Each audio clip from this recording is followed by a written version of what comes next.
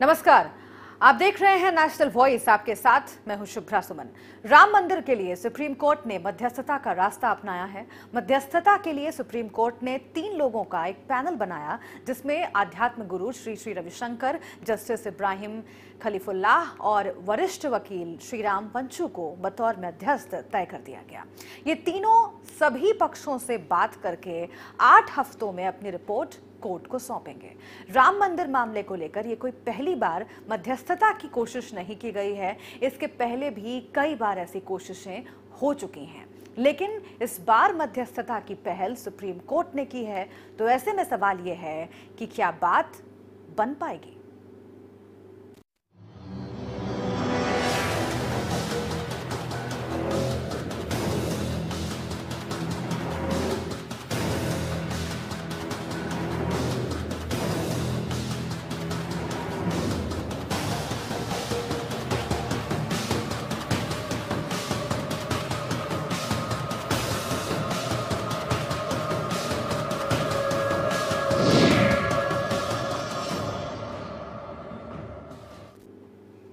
Supreme court Ayodhya में राम जन्मभूमि बाबरी मस्जिद भूमि विवाद के सर्वमान्य समाधान के लिए मध्यस्थता पैनल को सौंपने के बारे में सुप्रीम कोर्ट ने अपना फैसला सुना दिया। प्रधान न्यायाधीश रंजन गोगोई की अध्यक्षता वाली 5 सदस्यीय संविधान पीठ ने अपने आदेश में साफ कर दिया है कि अयोध्या विवाद में मध्यस्थता होगी।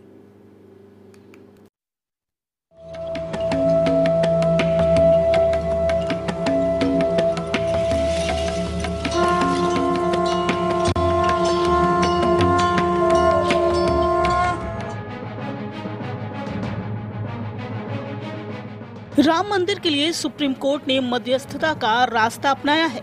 हालांकि सुप्रीम कोर्ट की राय से सभी पक्ष सहमत नहीं है, जिसमें हिंदू महासभा भी शामिल है। एक सहारा मिलेगा जरूर। मध्यस्थता के कागज जब एक जो पैनल बनाया है कि जज पहले जो मध्यस्थता किए था, चाहे हाई कोर्ट में किया चाहे और कोर्ट में मध्यस्थता के बाद कहा, लेकिन कोई पैनल नहीं बनाया, कोई व्यवस्था नहीं कि इनके माध्यम से समझौता होगा। ये जो यह इससे समझौता में कोई भी जरूरी नहीं है, समझौता अवश्य हो जाएगा। मैं करके दिखाऊंगा। बहुत लंबा खिंचा हुआ है, क्योंकि इसमें जो है हम लोगों को बात करने में, लोगों को बुलाने में, बहुत से लोग कहते हैं हम कोर्ट की भी बात नहीं मानेंगे। ऐसा भी सामने बात आती है। समझौते की बात लोग नहीं मानने के लिए तैयार थे, इन्हीं में लोग थे। लेकिन अगर कोर्ट ने कहा है तो इसकी कोशिशें हम लोग करेंगे। अगर ये मामला तय हो जा रहा है तो बेहतर है। फिलहाल सुप्रीम कोर्ट ने धर्मगुरु श्री श्री रविशंकर, जस्टिस इब्राहिम खलीफुल्लाह और वरिष्ठ वकील श्रीराम पंचू को बतौर मध्यस्थ तय कर दिया है। ये तीनों सभी पक्षों से बात करने के बाद 8 हफ्ते में अपनी रिपोर्ट कोर्ट को सौंपेंगे। खास बात यह है कि कोर्ट ने स्पष्ट निर्देश दे दिया है कि मध्यस्थता की रिपोर्टिंग नहीं होगी। ये सब कुछ बेहद गोपनीय तरीके से होगा। That the Supreme Court has appointed a mediation committee headed by me. I am yet to receive the order copy. Therefore, for the present, I can only say that if the committee has been constituted, we will take every effort to resolve the dispute amicably. Are you hopeful that this mediation will work out? Because in the past also That's all I can say for the present. Thank you very much. हो रहा, लेकिन उस समय के नहीं बाकी अब होगा। जो न बहुत दिन से जोगी मुख्यमंत्री थे, न बहुत दिन से समय ऐसा आया था, न बहुत दिन से सुप्रीम कोर्ट ने पैनल बनाया था। तो सुप्रीम कोर्ट आज पैनल बनाना है, करना है सुप्रीम कोर्ट को। तो पैनल बनाया तो पहुंच गए। अब हो जाएगा, हमारा विश्वास है। कोई काम पर पहले से अविश्वास पैदा कर देना इन पार्टियों के लिए जायज नहीं है। सुप्रीम कोर्ट ने राम मंदिर विवाद पर मध्यस्थता को लेकर जो निर्देश दिए हैं उसे भी समझ लेते हैं। राम मंदिर पर होगी मध्यस्थता। सुप्रीम कोर्ट ने तय किए 3 मध्यस्थ के नाम: श्री श्री रविशंकर, जस्टिस खलीफुल्लाह, वकील श्रीराम पंचू मध्यस्थ।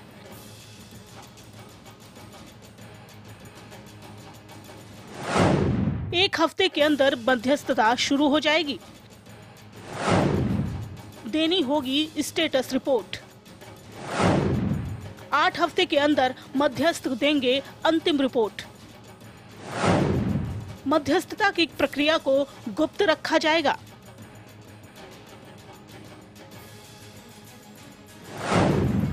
मध्यस्थता पर कोई मीडिया रिपोर्ट नहीं होगी।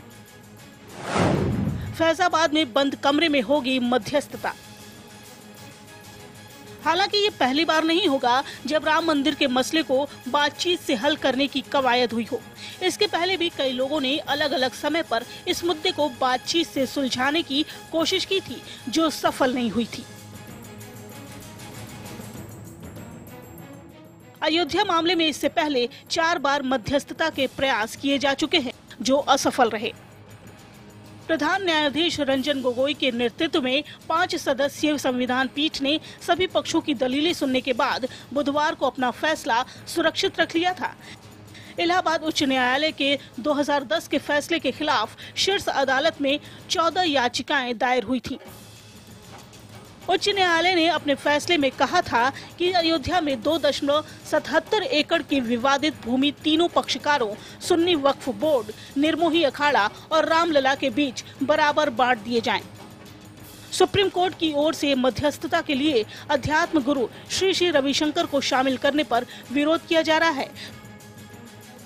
ये हमने भी अभी एयरपोर्ट में ही सुना था ये बात। अभी देखते हैं, ये देश के लिए अच्छा होगा। मीडिएशन से ही भला बने। तो वहीं कई राजनीतिक पार्टियों ने सुप्रीम कोर्ट के इस आदेश पर अपने अपने रिएक्शन भी दिए हैं। इस फैसले पर किसने क्या कहा, बताएंगे आपको। Special desk, national voice.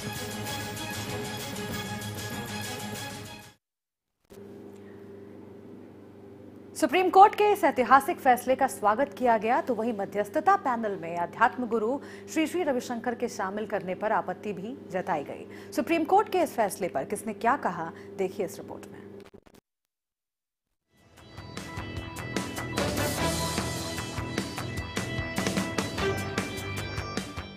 Ram मंदिर पर मध्यस्थता का जो सुप्रीम कोर्ट ने आदेश दिया है, उस फैसले पर सियासी गलियारे में हलचल मची हुई है। किसी ने सुप्रीम कोर्ट के इस फैसले का स्वागत किया है, तो वहीं कुछ लोगों ने विरोध भी किया है। और सुप्रीम कोर्ट के उस फैसले पर सबसे ज्यादा विरोध किया जा रहा है, जिसमें सुप्रीम कोर्ट ने मध्यस्थता के लिए श्री श्री रविशंकर को शामिल करने का फैसला लिया है। सबसे पहले उनका बयान आपको सुनवाते हैं, जिन्होंने राम मंदिर पर सुप्रीम कोर्ट के फैसले का समर्थन किया। सबका कहना है कि अगर बातचीत से राम मंदिर का मामला सुलझ सकता है, तो इससे अच्छा और क्या होगा। यूपी के डिप्टी सीएम केशव प्रसाद मौर्य और दिनेश शर्मा ने कहा कि सभी चाहते हैं कि राम मंदिर पर फैसला जल्द हो। ऐसे में सुप्रीम कोर्ट का जो भी फैसला होगा, हम उस फैसले के साथ हैं। कई बार समझौते के प्रयास हो चुके हैं और उस प्रयास का परिणाम नहीं निकल पाया था। हर राम भक्त चाहता है कि रामलला की जन्मभूमि पर भव्य मंदिर का निर्माण हो और वह जल्द से जल्द हो। किसी भी स्तर पर विलंब कोई भी राम भक्त, कोई भी पूज्य साधु संत नहीं चाहते। समझौते से अगर किसी मामले का हल हो जाए तो इससे अच्छा कुछ नहीं होता है। ये हम लोग पहले भी कह रहे थे। सभी लोग ये चाहते हैं कि जल्द से जल्द इस प्रकरण का हल निकले, सर्वमान्य हल निकले और इस संदर्भ में माननीय न्यायालय का निर्णय आए। ये लोगों की अपेक्षा है। माननीय सुप्रीम कोर्ट जो भी निर्णय देता है, हमेशा से उसका पालन, ये प्रथम दायित्व है, उसका हम लोग पालन करते हैं। बस अपेक्षा यही रहती है कि जल्दी से इसका जो भी निर्णय होना है हो, क्योंकि काफी लोग प्रतीक्षा, काफी समय से लोगों को प्रतीक्षा है इस संदर्भ में न्यायालय के आदेश की। इनके साथ ही कुछ और भी पक्षकार हैं, जिन्होंने सुप्रीम कोर्ट के इस फैसले का स्वागत किया है। सुनते हैं। नहीं, विरोध कोई करे, देखो हम पॉजिटिव चीज में जा रहे हैं, निगेटिव बातें नहीं है। और इसमें हमें राम मंदिर के लिए सब लोग मिलकर के, हिंदू मुसलमान, हमें पूरा विश्वास है कि आगे बढ़ेंगे। हम लोग इससे पहले भी कह चुके हैं, जो कोर्ट जो है कोर्ट कहेगा। अब कोर्ट ने कहा है मध्यस्थता के लिए, हम लोग कोशिश करेंगे, क्योंकि ये मामला बहुत जो है बहुत लंबा खिंचा हुआ है। हमें कानून पे विश्वास है, संविधान पे विश्वास है। जजों पे जो है विश्वास है कि अगर हो सकता है इससे बात बन जाती है तो बेहतर है। मध्यस्थता के कागज जब एक पैनल बनाया है, अब फिर जज पहले जो मध्यस्थता किए था, चाहे हाई कोर्ट में किया चाहे और कोर्ट में मध्यस्थता के बाद कहा, लेकिन कोई पैनल नहीं बनाया, कोई व्यवस्था नहीं की कि इनके माध्यम से समझौता होगा। ये जो यह इससे समझौता में कोई भी जरूरी नहीं है, समझौता अवश्य हो जाएगा और मैं करके दिखाऊंगा। मध्यस्थता के रूप में कुछ लोगों का नाम किया है, वो आकर के यहाँ बैठक होगी सभी पक्षकारों के बीच में और पक्षकारों की बात सुनी जाएगी। फिर उसके बाद में जो निर्णय हो जाएगा वही कोर्ट उसको डिसाइड करेगा और यह बहुत अच्छी बात है और यह जल्दी से जल्दी हो जाना चाहिए, यह नहीं इसको विलम्ब नहीं करना चाहिए। चीफ जस्टिस रंजन गोगोई की अध्यक्षता वाली 5 सदस्यीय संविधान पीठ ने कहा कि पैनल के अन्य सदस्यों में आध्यात्मिक गुरु श्री श्री रविशंकर और वरिष्ठ अधिवक्ता श्री राम पंचू भी शामिल हैं। वहीं श्री श्री रविशंकर को पैनल का सदस्य बनाने पर निर्मोही अखाड़ा राजी नहीं है। निर्मोही अखाड़ा के महंत सीताराम ने क्या कहा, सुनते हैं। श्री श्री रविशंकर को इस कमेटी का सदस्य बनाए जाने पर इसलिए विरोध कर रहे हैं क्योंकि राम मंदिर पर हमें राजनीति नहीं, कानूनी समाधान चाहिए।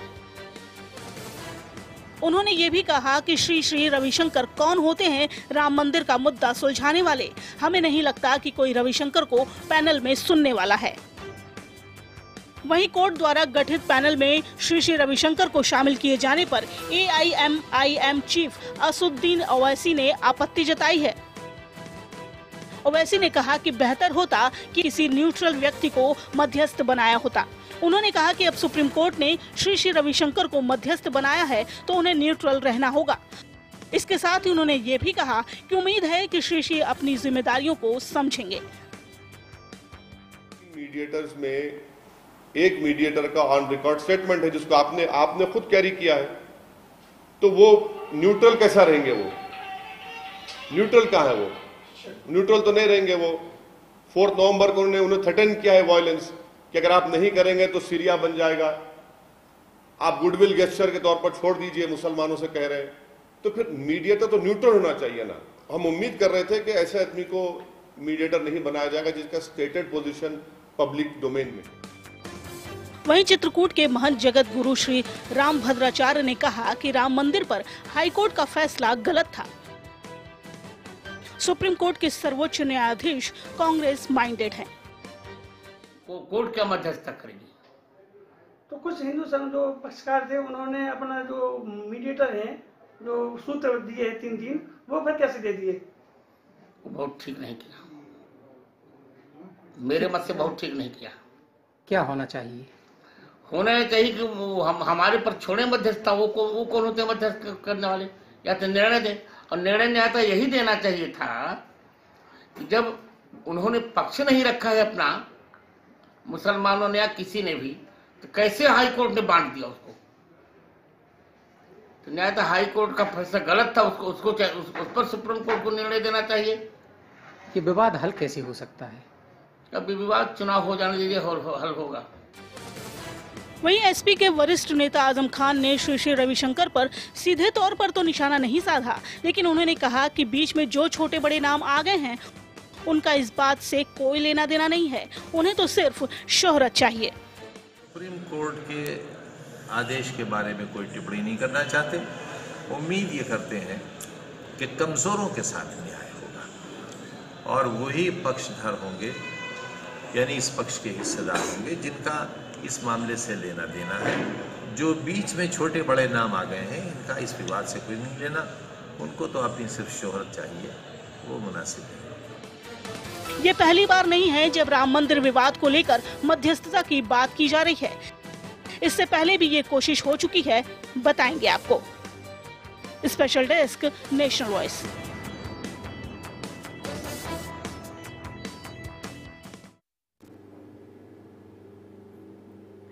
राम जन्मभूमि बाबरी मस्जिद को लेकर जो मध्यस्थता का फैसला सुप्रीम कोर्ट ने किया है वो पहली बार नहीं है।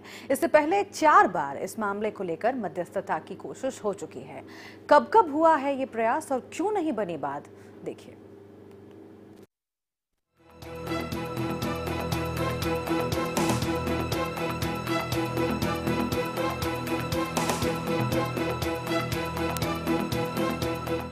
राम जन्मभूमि बाबरी मस्जिद मामले को एक बार फिर से मध्यस्थता के जरिए हल करने की कोशिश शुरू हो गई है। इस बार सुप्रीम कोर्ट ने इसकी पहल की है। सुप्रीम कोर्ट का कहना है कि ये केवल जमीन के मालिकाना हक का मामला नहीं है, बल्कि ये मामला दिलों से और लोगों की आस्था से जुड़ा है, लिहाजा ये एक संवेदनशील मामला है। फिर भी अगर इसे आपसी सहमति से सुलझाने की 1% भी उम्मीद है तो हमें मध्यस्थता के लिए जाना चाहिए। हालांकि ये पहला मौका नहीं है जब इस मसले को बातचीत से हल करने की कोशिश की गई हो। 1991 से अब तक 4 बार कोशिशें की जा चुकी हैं। कई संस्थाओं और यहाँ तक कि अयोध्या के स्थानीय लोगों ने भी दोनों पक्षों के बीच मध्यस्थता कराने की कोशिश की, लेकिन कोई ठोस नतीजा नहीं निकला। पहला प्रयास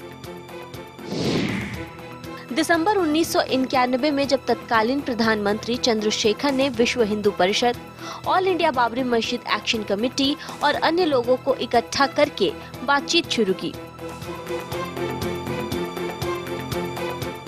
बाबरी मस्जिद एक्शन कमेटी ने विवादित ढांचे के बड़े भाग पर अपना दावा खारिज करते हुए सिर्फ चबूतरे पर अधिकार मांगा।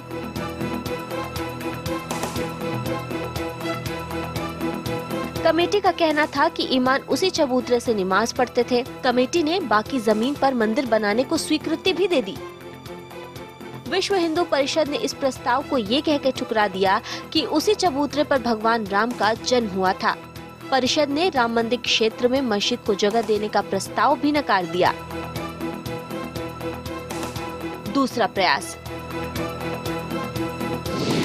प्रयास अक्टूबर 1992 में हुआ जब पीवी नरसिंह राव प्रधानमंत्री बने और पीएम कार्यालय में अयोध्या सेल का गठन किया। तत्कालीन गृह मंत्री एसवी चौहान ने दोनों पक्षों को पत्र लिखकर बातचीत शुरू करने को कहा। दोनों पक्षों के बीच कुछ बैठकें ही हो पाई थी कि 6 दिसंबर 1992 को ढांचा ढहा दिया गया और बातचीत का सिलसिला थम गया।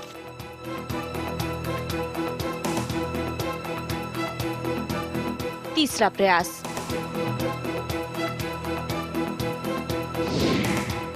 साल 2003 के जून जुलाई में कांची कामकोटी के शंकराचार्य जयेंद्र सरस्वती ने मध्यस्थता की पहल की।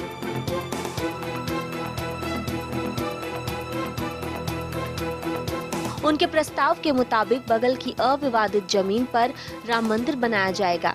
इसके लिए all India Muslim personal law board को नो ऑब्जेक्शन का बयान देना होगा।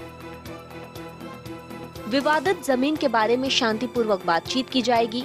विवादित क्षेत्र के बारे में कोई हल न निकलने पर दोनों पक्ष कोर्ट जाएंगे और कोर्ट का फैसला शिरोधार्य होगा।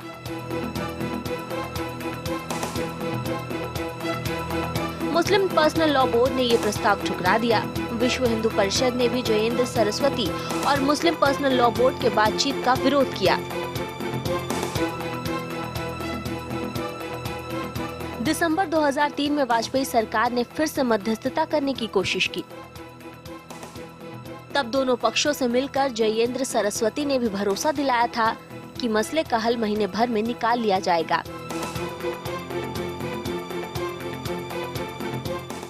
इस बातचीत में गृह मंत्रालय से समर्थन प्राप्त संस्था अयोध्या जामा मस्जिद ट्रस्ट मध्यस्थता कराने में प्रमुख खिलाड़ी के रूप में उतरा। इस संस्था ने 3 बिंदुओं का फॉर्मूला दिया। इसके मुताबिक मुस्लिम पर्सनल लॉ बोर्ड को विवादित क्षेत्र से दावा वापस लेना होगा। दूसरा, मुस्लिम पर्सनल लॉ बोर्ड को याचिकाकर्ता हासिम अंसारी के घर के पास जमीन मुहैया कराई जाएगी।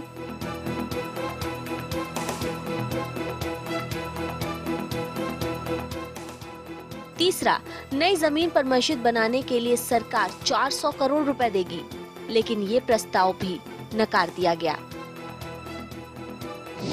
चौथा प्रयास अप्रैल 2011। इलाहाबाद हाई कोर्ट के फैसले के बाद 2010 में इलाहाबाद हाई कोर्ट ने विवादित जमीन को 3 पार्टियों रामलला विराजमान, निर्मोही अखाड़ा और सुन्नी वक्फ बोर्ड में बांटने का फैसला दिया। इस फैसले के बाद हनुमानगढ़ी मंदिर के महंत ज्ञानदास और हासिम अंसारी ने अप्रैल 2011 में फिर मध्यस्थता की कोशिश की। दोनों ने 70 एकड़ की विवादित जमीन पर मंदिर और मस्जिद बनाने का प्रस्ताव दिया। Special desk, national voice.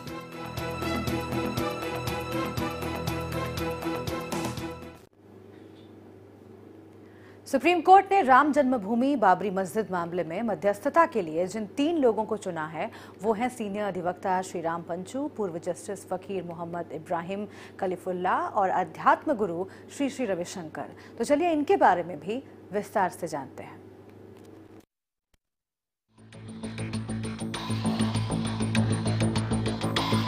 Supreme court ने अपना ऐतिहासिक फैसला सुनाते हुए अयोध्या मामले का विवाद मध्यस्थता द्वारा सुलझाने का रास्ता अपनाया है। सुप्रीम कोर्ट ने इसके लिए एक 3 सदस्यीय पैनल बनाया है, जिसके अध्यक्ष सुप्रीम कोर्ट के पूर्व जस्टिस इब्राहिम खलीफुल्ला होंगे। इसके अलावा अध्यात्म गुरु श्री श्री रविशंकर और वरिष्ठ वकील श्रीराम पंचू भी इस पैनल में शामिल हैं। सबसे पहले बात करते हैं मोहम्मद इब्राहिम खलीफुल्ला की। रिटायर्ड जस्टिस फकीर इब्राहिम खलीफुल्ला भारत के तमिलनाडु से ताल्लुक रखते हैं। खलीफुल्ला ने चेन्नई में अपनी प्रैक्टिस शुरू की थी। साल 2000 में मद्रास हाई कोर्ट का मुख्य न्यायाधीश नियुक्त किया गया। इब्राहिम जम्मू कश्मीर हाई कोर्ट के चीफ जस्टिस बनाए गए। इसके बाद 2012 में खलीफुल्ला ने सुप्रीम कोर्ट के जज के तौर पर शपथ ली। 2016 को खलीफुल्ला सुप्रीम कोर्ट जस्टिस के पद से रिटायर हुए। उनके रिटायरमेंट के समय उस वक्त के चीफ जस्टिस टीएस ठाकुर ने कहा था कि जस्टिस खलीफुल्ला ने बीसीसीआई केस में जिस तरह से सुझाव दिए वो सराहनीय है। वरिष्ठ अधिवक्ता श्रीराम पंचू। श्रीराम पंचू चेन्नई के वरिष्ठ वकील हैं और पिछले 40 सालों से वकालत कर रहे हैं। मध्यस्थता मामलों में पंचू एक कमाल के वकील माने जाते हैं। लगभग 20 सालों से पंचू सक्रिय मध्यस्थ की भूमिका निभा रहे हैं। एसोसिएशन ऑफ इंडियन मीडिएटर्स के अध्यक्ष हैं Shriram Panchu. Board of international mediation institute में रहे हैं। न्याय व्यवस्था में मध्यस्थता को शामिल करने में उनका योगदान। मुंबई में पारसी समुदाय मामला निपटाने में अध्यक्ष रहे। असम नागालैंड में 500 किलोमीटर भूभाग का मामला सुलझाया। इसके साथ ही श्रीराम पंचू ने देश के कई विवाद मामलों को मध्यस्थता के जरिए हल कराया है। अध्यात्म गुरु श्री श्री रविशंकर। तमिलनाडु में जन्मे Shri Shri Ravishankar art of living foundation के संस्थापक हैं। इन्होंने 17 साल की उम्र में ही फिजिक्स की अग्रिम डिग्री हासिल की थी। अयोध्या मामले में पहले भी कई बार इनका हस्तक्षेप रहा है, लेकिन हमेशा निराशा ही हाथ लगी। 2018 में अयोध्या मामले में मध्यस्थता को लेकर रविशंकर ने कहा था कि मुस्लिम पक्ष को इस जमीन के बारे में विचार छोड़ देना चाहिए, क्योंकि ये उनके लिए कोई मायने नहीं रखता।